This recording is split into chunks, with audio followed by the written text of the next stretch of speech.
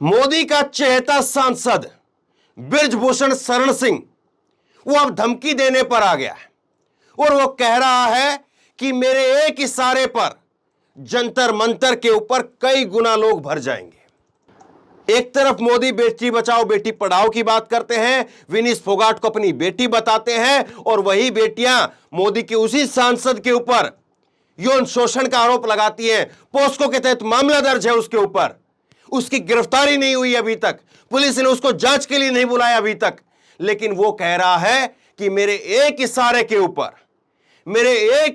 ऊपर जंतर मंतर के ऊपर कई गुना लोग भर जाएंगे। मेरे लोग इतने पीड़ा में हैं। कमाल की बात है, इसके लोग कुछ अलग लोग हैं और जो बहन बेटियां बैठी हैं वो कुछ अलग है। हद हो गई है। इससे बुरा और क्या आप देख सकते हैं, और इससे बुरा और क्या कल्पना कर सकते हैं। बृजभूषण सिंह का बयान है ये कि मेरे लोग पीड़ा में हैं और मेरे एक इशारे के ऊपर जंतर मंतर पर कई गुना लोग भर जाएंगे।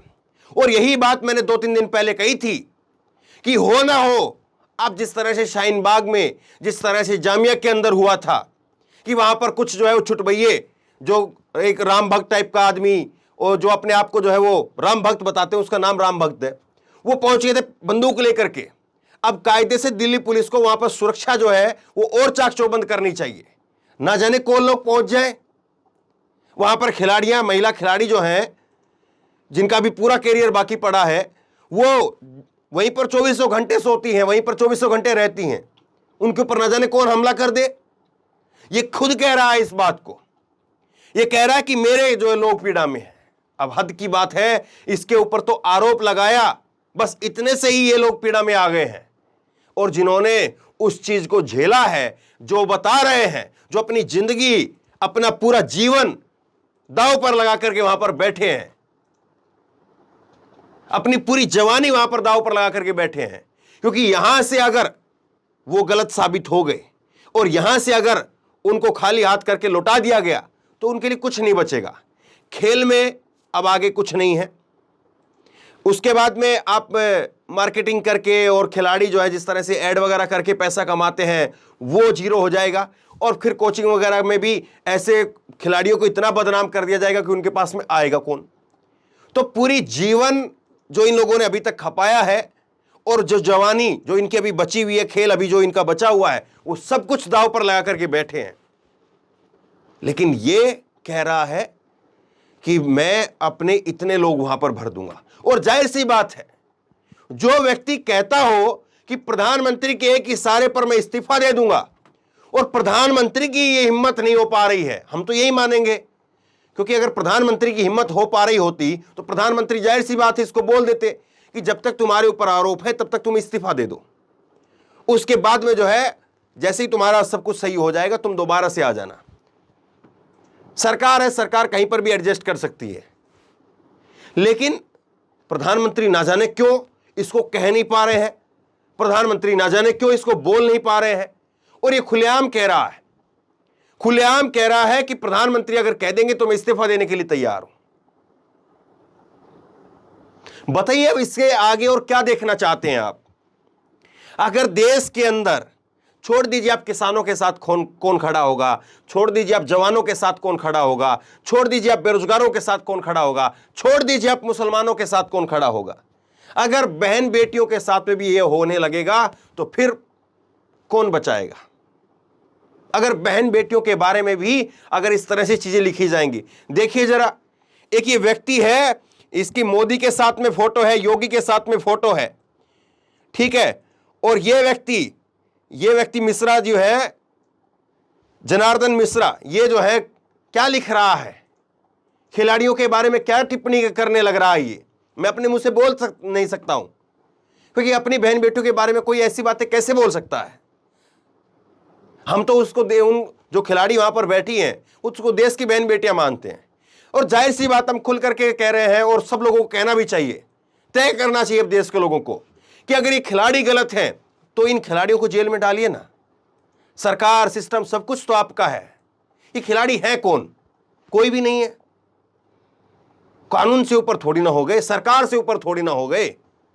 अगर ये गलत है तो इनको सजा दीजिए, और अगर इनके साथ कुछ गलत हुआ है तो उसको तो सजा दीजिए, उसका इस्तीफा लीजिए, इतनी सी तो बात है। लेकिन वो सब कुछ नहीं हो रहा है। इन खिलाड़ियों को बांट दिया गया है जाट वर्सेस राजपूत में। कमाल की बात है। क्या जाट खिलाड़ी नहीं होते? क्या राजपूत खिलाड़ी नहीं होते?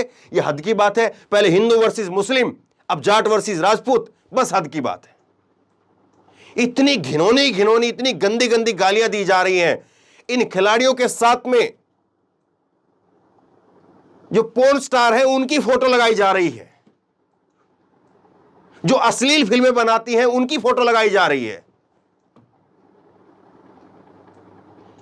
सोचिए जरा इस बात को, हैरानी होती है, हैरानी होती है। और देश के प्रधानमंत्री प्रचार में लगे हुए, देश के गृह मंत्री जिनके अंडर में दिल्ली पुलिस है वो प्रचार में लगे हुए हैं, देश के खेल मंत्री, खेल का ऐसा खराबा हुआ पड़ा है यहां पर, वो प्रचार में लगे हुए हैं। कौन देखेगा? मीडिया तो अतीक अहमद के पीछे है।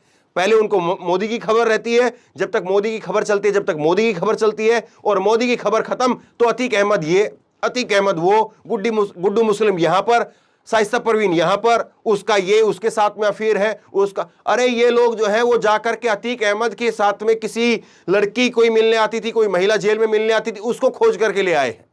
लेकिन ये नहीं खोज करके ला पाए अभी तक कि ये जो है पूरा प्रकरण जो चल रहा है पिछले 4 महीने से चल रहा है, पिछले 4 महीने से पूरा खेल चल रहा है। और इस खेल के पीछे कौन है या इस खेल में सच्चाई है, यह बात अभी तक जो है सामने नहीं आई है। सामने आएगी कि भी कैसे? कोई चाहेगा तो सामने आएगी ना साहब, चाह नहीं रहे हैं तो सामने कैसे आ जाएगी?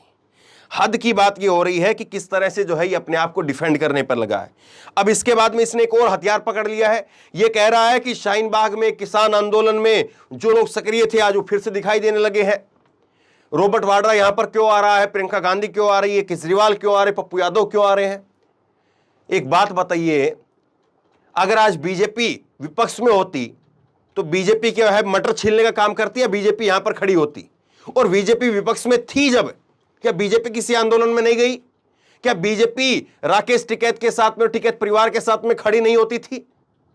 ऐसे तमाम उदाहरण है, तमाम उदाहरण आपने देखे, तमाम मैं तस्वीरें आपको दिखा सकता हूं। तो वो बीजेपी, अन्ना हजारे का आंदोलन किसके साथ में था? अन्ना हजारे का आंदोलन में 220 रुपए की कम से कम की जो थाली थी, कम से कम की थाली, वरना 350 रुपए तक की थालियां मिलती थी हल्दीराम की। अन्ना हजारे के आंदोलन की बात मैं आपको बता रहा हूं, बाकायदा लाइन लगती थी और कोई चोरी छिपे नहीं हो रहा था।